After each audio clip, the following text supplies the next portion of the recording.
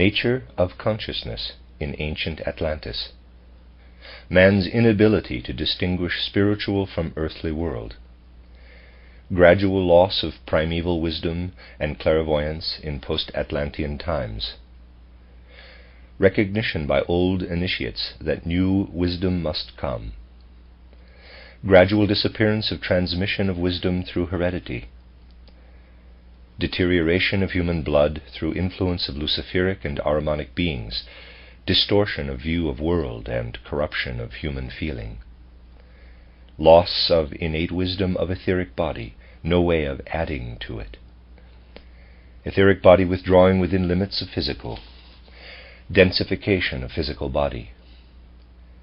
With the appearance of Christ in human evolution, etheric body becomes capable of retracing its course and emerging gradually from physical.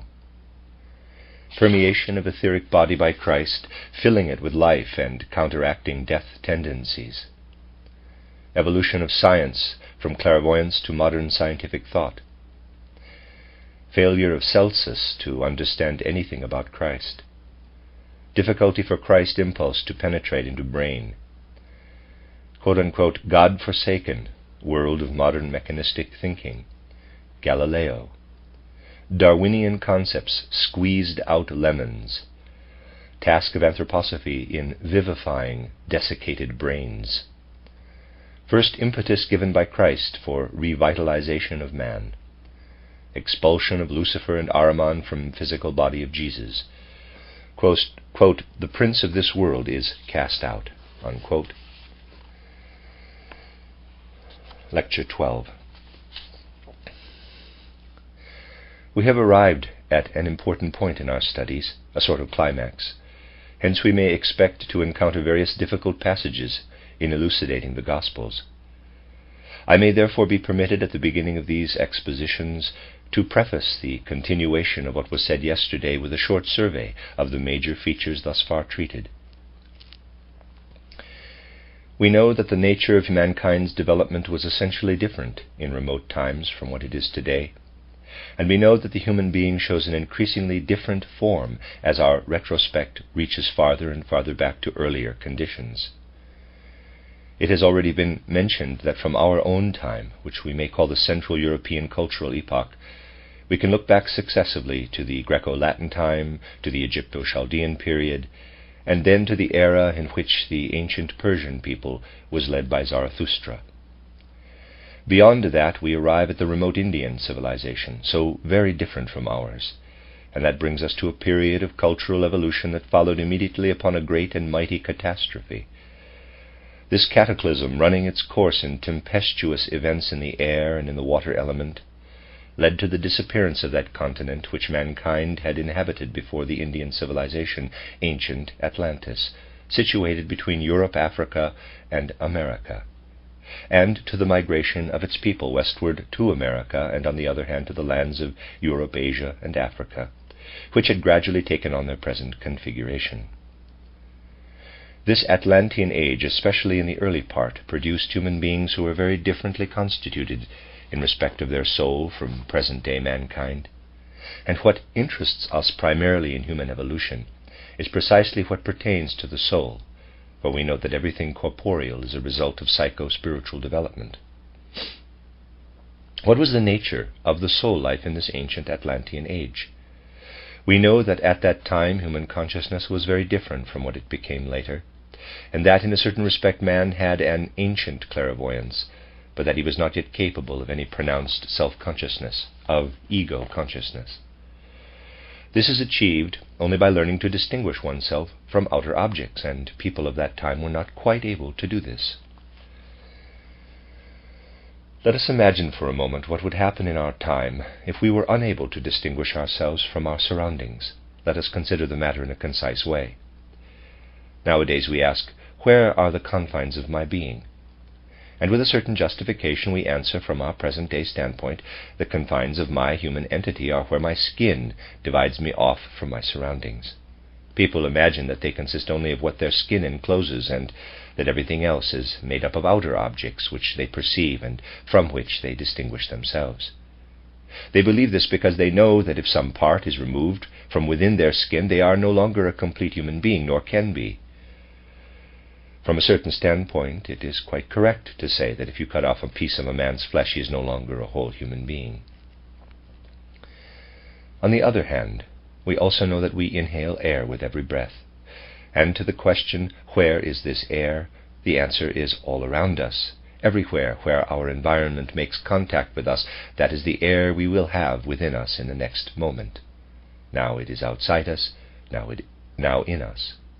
Cut off this air, remove it, and you can no longer exist. You are less whole than you would be if the hand within your skin were cut off.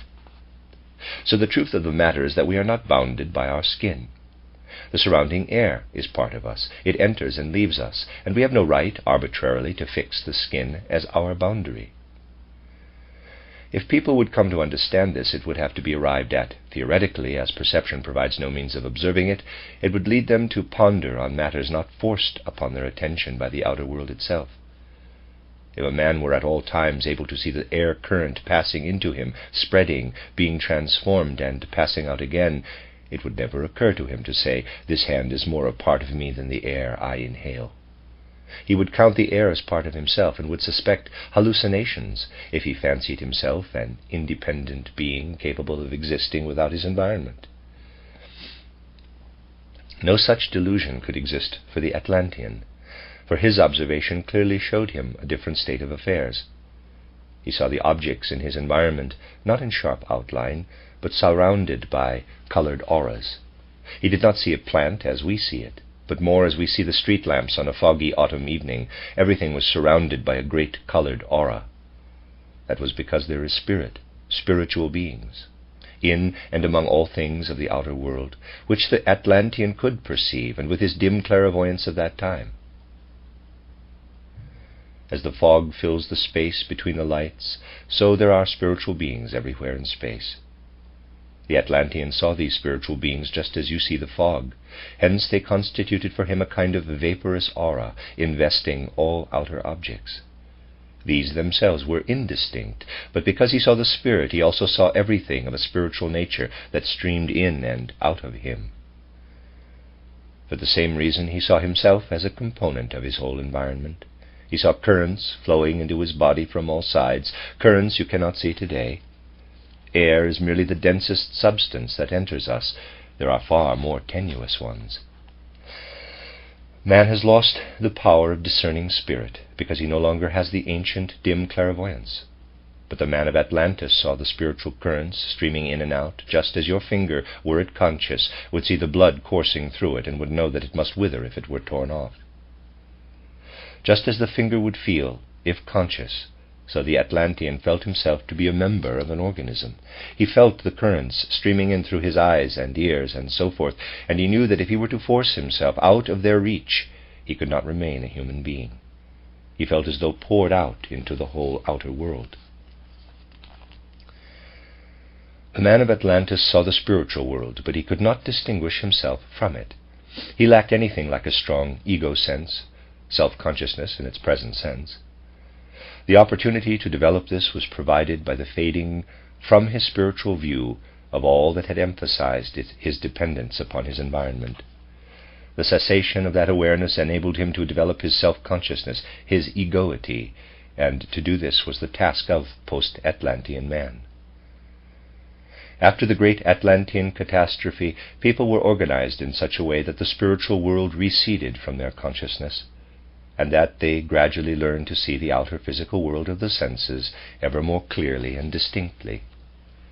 However, nothing that evolves in the world takes place all at once, but step by step. It proceeds slowly and gradually. And thus the whole dim clairvoyance vanished slowly and by degrees. Even today, under given conditions, it is still found as an old heritage in certain people and in mediumistic natures. Something that had reached its climax in a certain era gradually becomes extinct. In the earliest period of post-Atlantean times, ordinary people still retained a great deal of the gift of clairvoyance, and what these people saw in the spiritual world was continually supplemented, expanded, and animated by the initiates, who were guided to the spiritual world by the methods described in an earlier lecture, and who thus became the messengers of what is in former times had been seen to a certain extent by all men. Better than any external historical research, legends and myths, especially those linked with the oracle sanctuaries, have preserved for us what is true of those olden times. Let me read that again. Better than any external historical research, legends and myths, especially those linked with the oracle sanctuaries, have preserved for us what is true of those old times. In the oracle temples, specially selected people were directed into abnormal states, a dream state or mediumistic state, as one might say, by reducing them to a state of consciousness duller and darker than the ordinary waking state.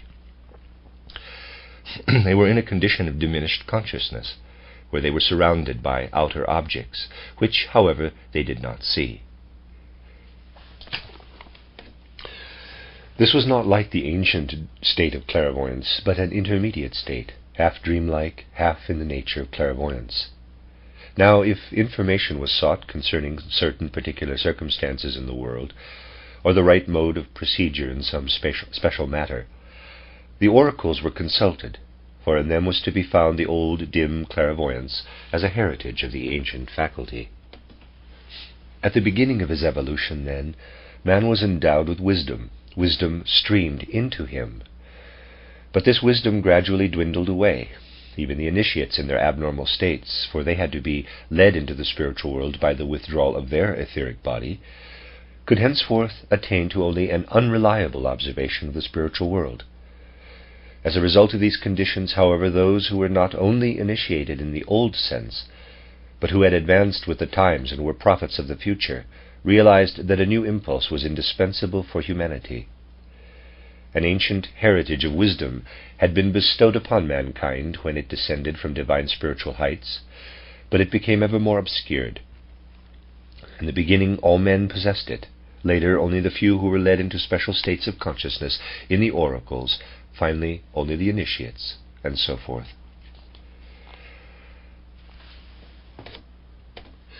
The day must come, thus spoke the old initiates who knew the signs of the time, in which this ancient heritage will have dwindled to the point where it is no longer capable of leading and guiding humanity. This would mean that man would fall a prey to uncertainty in the world. It would express itself in his willing, his acting, and his feeling. And with the gradual dwindling of wisdom, men would become their own unwise leaders. Their ego would wax increasingly strong, so that with the recession of wisdom every individual would seek truth in his own ego, would develop his own feelings and will, every man for himself. And men would become ever more isolated, more alienated from each other, and they would understand each other less and less. Since each man wants to do his own thinking, in thoughts that no longer flow out of a unified wisdom, none can understand the other's thoughts. Human feelings, no longer guided by universal wisdom, must eventually come into mutual conflict, as must also human actions. All men would act, think, and feel in opposition to each other, and ultimately mankind would be split up altogether into an aggregation of quarreling and fighting individuals. And what was the outer physical sign that appeared as the expression of this development? It was the transformation mankind experienced in the blood. In very ancient times, as we know, endogamy was customary. People married only within the blood-related tribe. But this custom yielded increasingly to exogamy. The blood of mutually alien tribes became mixed, and that explains the decrease, the dwindling of the heritage deriving from a remote past. Let us once more recall Goethe's words, which we quoted yesterday. Quote, "My father gave my build to me, toward life, my sober bearing. From mother comes my cheerful heart, my joy in storytelling." Unquote. We connected this assertion with the fact that what the etheric body comprises derives from the maternal element, as handed down from generation to generation, so that every man bears in his own etheric body the legacy of the maternal element, and in his physical body that of the paternal element. Now, by reason of consanguinity, the inheritance perpetuating itself from etheric body to etheric body was very potent, and from it derived the old faculty of clairvoyance. The offspring of endogamy inherited with the related blood the old capacity for wisdom in the etheric body. But as blood became more and more mixed, as a result of increasing intermarriage among tribes, the possibility of handing down the ancient wisdom diminished, for as we said yesterday, human blood gradually altered, and the mixing of different bloods obscured the ancient wisdom more and more. In other words, the blood, bearer of inherited maternal attributes, became ever less fitted to transmit the old faculty of clairvoyance. It simply developed in such a way that people became ever less able to see into the spiritual world. Physically considered, therefore, human blood altered in a manner to render it increasingly incapable of bearing the old wisdom that once had guided man so surely, falling instead more and more into the opposite extreme, becoming the bearer of egotism, that is, of a quality that leads men, as egos, to individual isolation and mutual antagonism. And for the same reason it gradually lost its power of uniting men in love. We are, of course, still involved in this process of deterioration taking place in the human blood, because in as far as it has its origin in an ancient epoch, it will follow its lingering course to the end of earth evolution. Therefore an impulse was needed in humanity capable of counteracting this condition. Through consanguinity men would be led into error and misery, as the old wise men tell us in legends and myths. Men could no longer rely on the legacies of an ancient wisdom. Even the oracles, asked for information and advice, divulged only what led to savage conflicts and quarrels. The oracle had foretold, for example, that Laius and Jocasta would have a son who would kill his father and wed his mother. Nevertheless, in the face of this legacy of oracle wisdom, nothing could at that time prevent the blood from falling more and more a prey to error. Oedipus does kill his father and does wed his mother. He commits patricide and incest. What the old sage meant was this. Once upon a time men possessed wisdom, but even had it been preserved, the development of the ego must inevitably have proceeded, and egotism would have grown so strong that blood would rage against blood. Blood is no longer fitted to lead men upward when it is guided only by the ancient wisdom. And thus the clairvoyant initiate who gave us the original picture of the Oedipus legend wished to set up a warning for mankind, saying, "This is what would happen to you if nothing came to supersede the old oracle wisdom." And in the Judas legend there is preserved even more clearly an indication of what the old oracle wisdom would have led to. Judas's mother, too, was prophetically told that her son would kill his father and wed his mother, thereby conjuring up untold misery. Yet it all came to pass in spite of the foreknowledge. This means that the primeval, inherited wisdom is not capable of saving man from the abyss into which he must fall unless a new impulse reaches mankind. If we now look more closely into the causes of all this, we must ask, why was it inevitable that the ancient wisdom should become unfitted to dominate humanity? The answer to this question can be found by examining more carefully the origin of the old wisdom in its relation to mankind.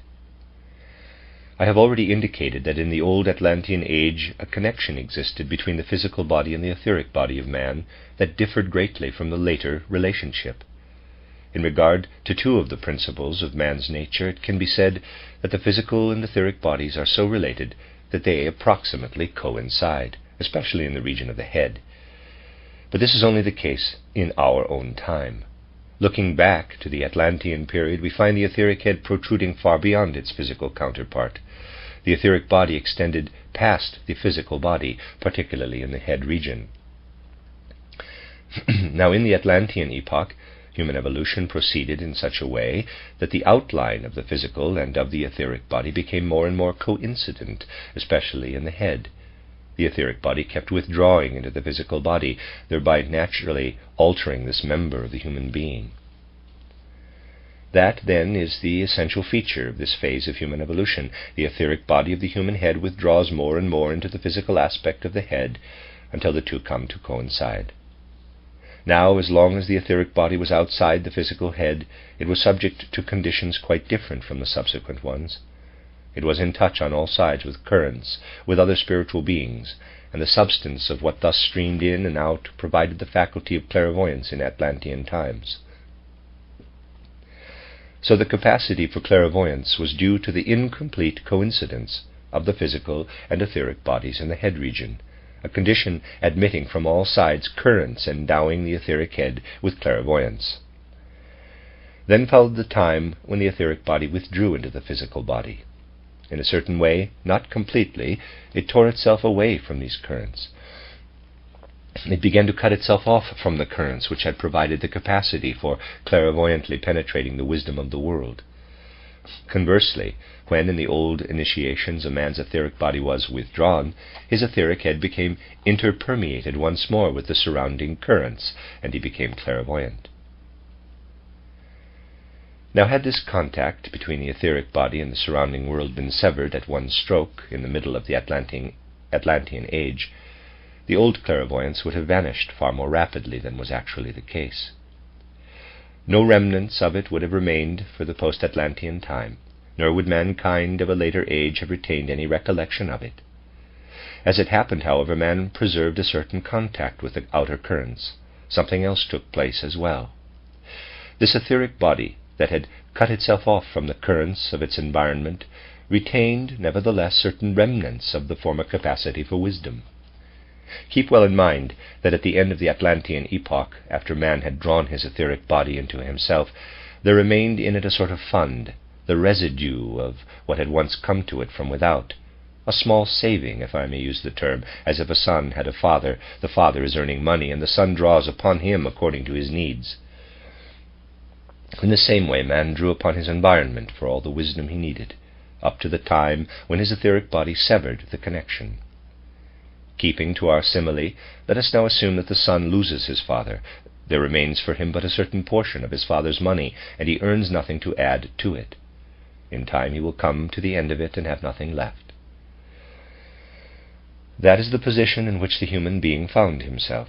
He had torn himself loose from his father wisdom, had added nothing to it through his own endeavor, and subsisted on it into the Christian era. Indeed, even now he is still living on his inheritance, not on anything he has earned. He lives on his capital, so to speak. In the earliest part of post-Atlantean development, a bit of the capital was still left, though without his having himself earned the wisdom. He lived on the interest, as it were, and occasionally requested an additional sum from the initiates. But ultimately the coin of ancient wisdom lost its currency, and when it was given to Oedipus it no longer had any value. This old wisdom did not save him from the most frightful transgression, nor did it save Judas. That is what took place in the course of human evolution. How did it come about that man gradually exhausted his capital of wisdom? Because earlier he had already absorbed two kinds of spiritual beings into himself, the Luciferic beings, and later, as a consequence of these, the Ahrimanic or Mephistophelian beings. These prevented him from acquiring anything in addition to the store of old wisdom, for they acted upon his being as follows. The Luciferic beings tended to corrupt his passions and feelings, while the Ahrimanic, the Mephistophelian beings, were more concerned with outwardly distorting his view of the world. Had the Luciferic beings not intervened in earth evolution, man would not have acquired the interest in the physical world which draws him down beneath his true status. If, as a result of the Luciferic influence, the Mephistophelian, the Ahrimanic, the Satanic beings had not taken a hand, man would know, and would always have known, that underlying every object of the senses there is spirit. He would look through the surface of the sense world upon the spirit. But Ahriman infused into human observation something like a dark smoke cloud that prevents penetration to the spiritual. Through Ahriman's agency, man is enmeshed in lies, in maya, in illusion. These are the two beings that prevent man from earning any increment to the store of ancient wisdom once bestowed upon humanity, and as a consequence this heritage has dwindled away and gradually become wholly useless. Nevertheless, in a certain other respect, evolution held to its course. During the Atlantean time, the human etheric body merged with the physical body. It was man's misfortune, so to speak, to be forced to experience the influence of Lucifer and Ahriman in his physical body in this physical world, just at a time when he was God-forsaken, as it were. It was his fate. The result was that the old heritage of wisdom became useless precisely by reason of the influence of the physical body, of living in the physical body. He gathered his wisdom from his father's treasury, so to speak, from the ancient fund of wisdom. His source of supplies was outside his physical body, because he himself was outside it in respect of his etheric body. This source had gradually dried up. In order to augment his fund of wisdom, man would have needed a treasury in his own body, but this he did not have. Consequently, in default of an inner source of wisdom, there remained less and less of it in his etheric body every time he abandoned his physical body at death. After every death, every reincarnation, the sum of wisdom in his etheric body was less. The etheric body became ever poorer in wisdom. But evolution advances, and just as in the Atlantean age evolution was such that the etheric body withdrew into the physical body, so future development will proceed in such a way that man will gradually emerge again from his physical body. Whereas in a former age the etheric body kept drawing into the physical ever deeper up to the coming of Christ, the time then arrived in which the course of evolution changed.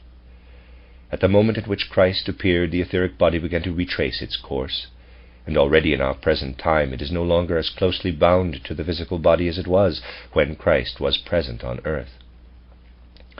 As a result, the physical body has become even denser than before. The human being then is moving toward a future in which his etheric body will increasingly protrude, and in time will extend as far as it did in the Atlantean epoch. Here we can pursue our simile a bit further. If the son who had formerly lived on his father's fund spends it all and earns nothing additional, his prospects will become increasingly dismal. But if this man now has a son of his own, that would be the grandson, the latter will not be in the same position as his father. The father at least inherited something and could go on spending, but there remains nothing at all for the grandson, nor does he inherit anything. For the time being he is left with nothing whatever. In a certain way that describes the course of human evolution. When the etheric body entered the physical, bringing along a supply of divine wisdom from the treasury of the Godhead, it still provided wisdom for its physical body. But the Luciferic and Ahrimanic spirits prevented all augmentation of this wisdom in the physical body, contrived that none should be added. When now the etheric body begins to emerge again, it takes nothing with it from the physical body.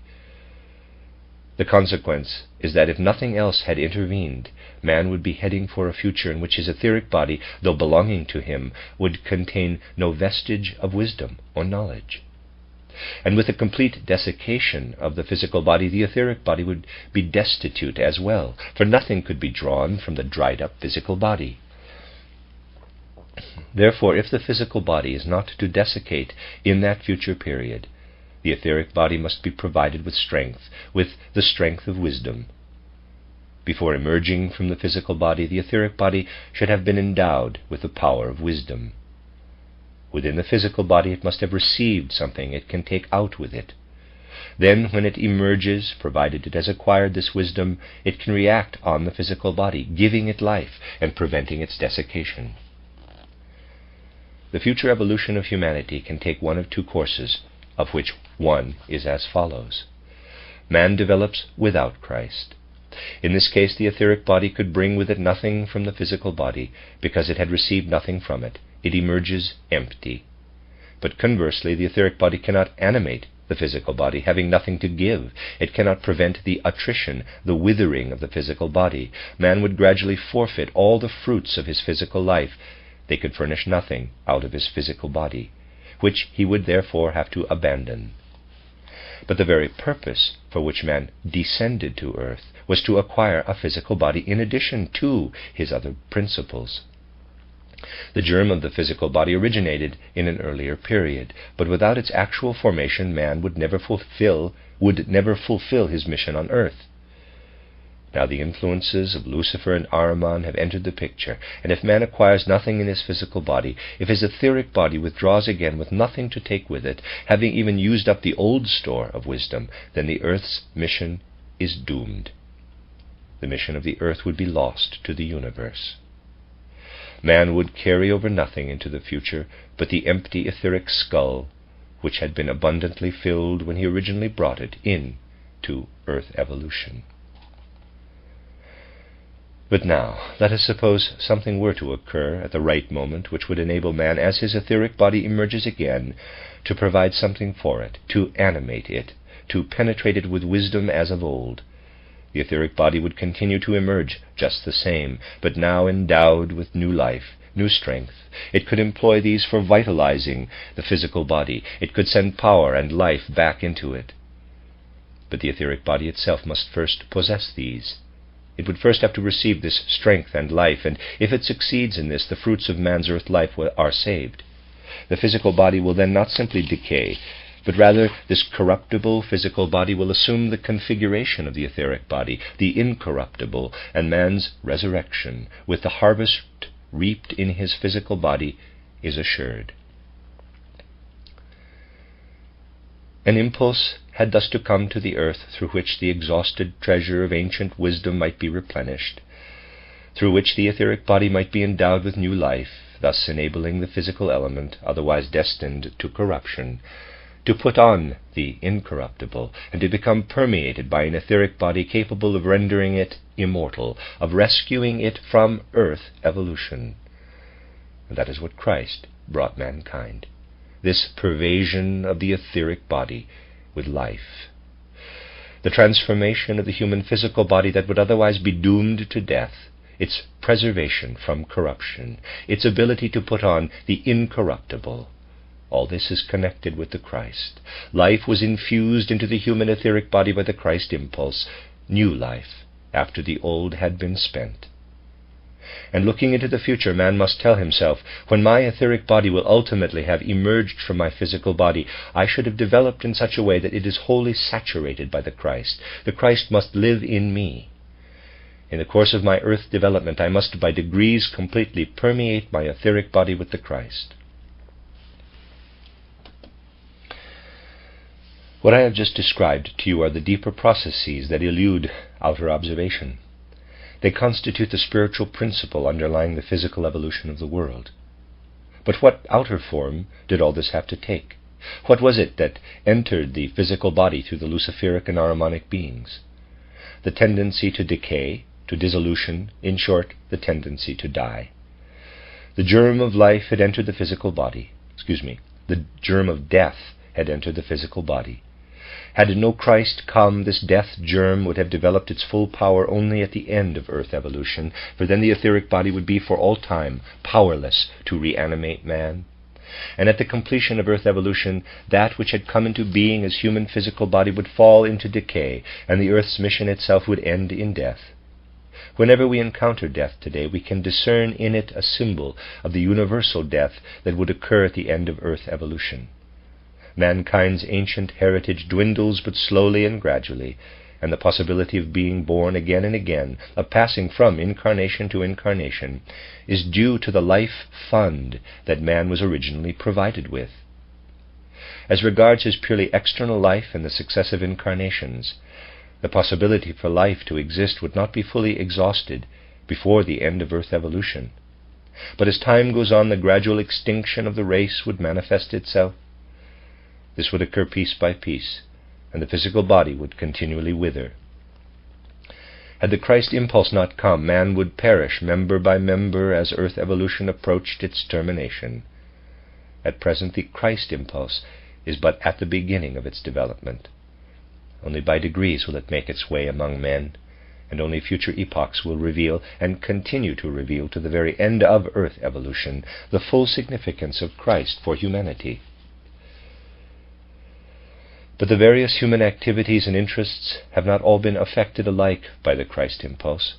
There are today many such that have not been touched by it at all, that must await a future time. I will give you a striking example of one whole sphere of human activity which at present has not been influenced by the Christ impulse at all.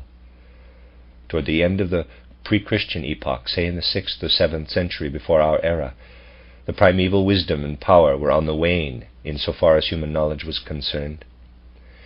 In connection with other phases of life, that wisdom long retained a fresh, young forcefulness, but it declined most noticeably in the matter of knowledge. From the 8th 7th and 6th centuries BC, there remained something that may be termed the remnant of a remnant. Were you to hark back even to the Egypto-Chaldean wisdom, not to say that of ancient Persia or India, you would find this wisdom everywhere permeated by true spiritual vision, by the fruits of primeval clairvoyance, and for those endowed to a lesser degree with this faculty, the reports of the clairvoyants were available. Such a thing as science, other than one based on clairvoyance, never existed in the Indian and Persian epochs, nor in still later times. Even during the early Greek period there was no science without a basis of clairvoyant research. But then the time approached when this fading clairvoyant research was lost to human science, and for the first time we witnessed the rise of a human science devoid of clairvoyance, or at least a science from which clairvoyance was gradually cast out. Why does this clairvoyance disappear? Because even now the etheric body begins to emerge once again on top. There the first traces are making themselves felt. Clairvoyance vanishes, as does faith in the revelations of clairvoyance, and during the 6th or 7th century, before the appearance of Christ, we see established something we can call a human science, from which the fruits of spiritual research are increasingly eliminated, and this becomes ever more the case. In Parmenides and Heraclitus, in Plato, and even in Aristotle, everywhere in the writings of the old naturalists and physicians, you can find ample confirmation that what is known as science was originally permeated by the results of spiritual research. But knowledge of the spirit steadily deteriorated and decreased. In connection with our psychic capacity, our feeling and willing, it still endures, but as regards our thinking, it is vanishing. Thus, with respect to human thinking, to thinking in terms of science, the influence of the etheric on the physical body had already begun to wane when Christ appeared. Everything of that sort comes about gradually, step by step. Christ came and gave the impulse, but naturally not everyone accepted it at once, and particularly was it rejected in certain spheres of activity. In others it was received, but in the field of science it was positively spurned. Examine for yourselves the science that prevailed in the time of the Roman Empire. Look it up in Celsus, where you can read all sorts of rubbish about Christ. This Celsus was a great scholar, but he understood nothing whatever about human thinking as affected by the Christ impulse. He reports, quote, "There is said to have lived at one time in Palestine a couple known as Joseph and Mary, with whom the sect of Christians originated. But what is told about them is all superstition. The truth is that the wife of this Joseph was once unfaithful to her husband with a Roman captain named Panthera, but Joseph did not know the identity of the child's father," unquote. That was one of the most popular accounts of the time. If you follow our contemporary literature, you will realize that certain people of the present have not advanced beyond the standard of Celsus. Certainly there are fields in which the Christ impulse can take root but slowly, but among those now under discussion, it has to this day found no foothold at all. There is one part of man we see withering. It is in the human brain. But when it shall have been influenced by the Christ impulse, it will revive science in a very different form. Strange as that may sound in this age of scientific fanaticism, it is nevertheless true. That part of the brain assigned to scientific thinking is doomed to a slow death. This illustrates the gradual disappearance of the ancient heritage from scientific thinking. Aristotle still possessed a relatively large store of it, but we see science gradually being drained of it, and science, by reason of the accumulation of external data, is becoming God-forsaken in respect of its thinking, having nothing left of the old fund. And we see further how it is possible that, no matter how powerfully we experience the Christ, we can no longer establish any contact between the Christ impulse and what mankind has achieved in the way of science. We have tangible evidence of this. Suppose that a man of the 13th century had been profoundly affected by the Christ impulse and had said, "We have the Christ impulse. Like a flood of mighty new revelations, it streams to us from the gospel, and we can permeate ourselves with it." And suppose further that this man had made it his mission to create a connecting link between science and Christianity. Even as early as the 13th century, he would have found nothing in the current science that could have been used for the purpose. He would have had to hark back to Aristotle. Only by collaborating with Aristotle, not with 13th century science, would he have been able to interpret Christianity. Science simply became increasingly incapable of making any contact with the Christ principle, Hence the 13th century scholars had to revert to Aristotle, who still possessed something of the old legacy of wisdom, and could thus provide concepts capable of correlating science and Christianity. But as science grew richer in data and observations, it became ever poorer in ideas, until finally the time came when all concepts emanating from the old wisdom disappeared from it. Even the greatest men are, of course, children of their era, as far as their scientific activity is concerned. Galileo, for example, could not base his thinking on absolute thought. He could only think as his age thought. His greatness consists precisely in his having established God-forsaken thinking as such, purely mechanistical thinking. An important revolution in thought sets in with Galileo. The most commonplace phenomena, as explained by modern physics, had quite a different explanation prior to Plato's day than afterward. Say, someone throws a stone. Today we are told that the stone retains its motion until the latter is counteracted by the influence of another force, the force of inertia. Before Galileo's time, a different opinion was held. People were convinced that if the stone was to keep moving, it would have to be propelled. Something active must be behind it.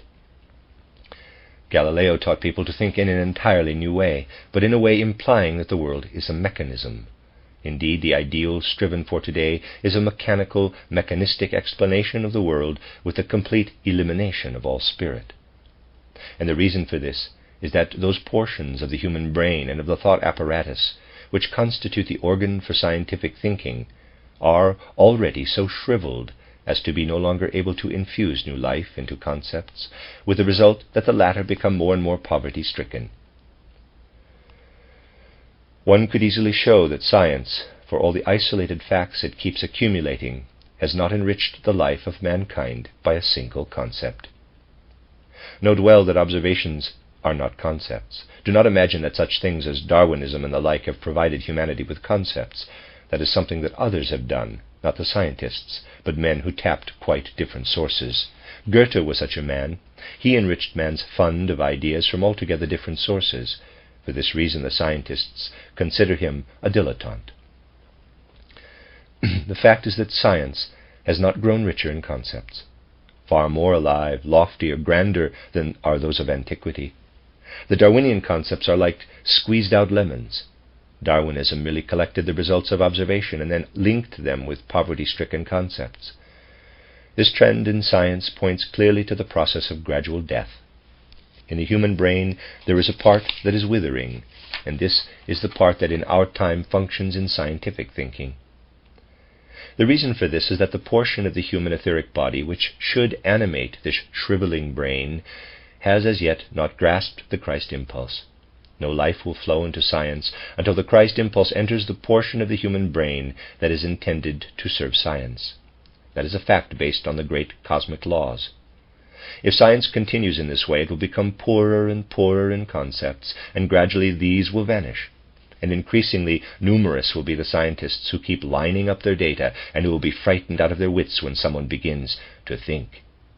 Nowadays it is a sore trial for a professor to discover a bit of thinking in a doctor's dissertation submitted to him by some candidate. But we now have an anthroposophy, and this anthroposophy will increasingly make the Christ impulse comprehensible for mankind, thereby imbuing the etheric body with ever more life, with such a wealth of it, in fact, that the etheric body will cause the melting of that desiccated portion of the brain which is responsible for the present trend of scientific thinking. That is an illustration of the manner in which the Christ impulse, penetrating gradually into mankind, will reanimate the dying members of the body. The future of humanity would see the withering of more and more members, but the flowing in of the Christ impulse will increase proportionately with the dwindling of each part, and by the end of the earth evolution all the parts that would otherwise have perished will be revivified by the Christ impulse, which will have saturated the whole etheric body. The human etheric body will have become one with the Christ impulse. The first impetus for this gradual revitalization of mankind, for the resurrection of humanity, was given at a particular moment during a scene most beautifully described in the Gospel of St. John. Think of the Christ as coming into the world, a holy universal being, and commencing his great work by means of an etheric body completely saturated with his spirit. for the transformation brought about in the etheric body of Jesus of Nazareth enabled it to animate even the physical body. At the moment in which the etheric body of Jesus of Nazareth, in whom the Christ now dwelt, became completely a life-giver for the physical body, the etheric body of Christ is seen transfigured. And the writer of the John Gospel describes this moment, quote, "Father, glorify thy name. Then came there a voice from heaven, saying, I have both glorified it, and will glorify it again. The people therefore that stood by and heard it said that it thundered." Unquote, John 12:28-31.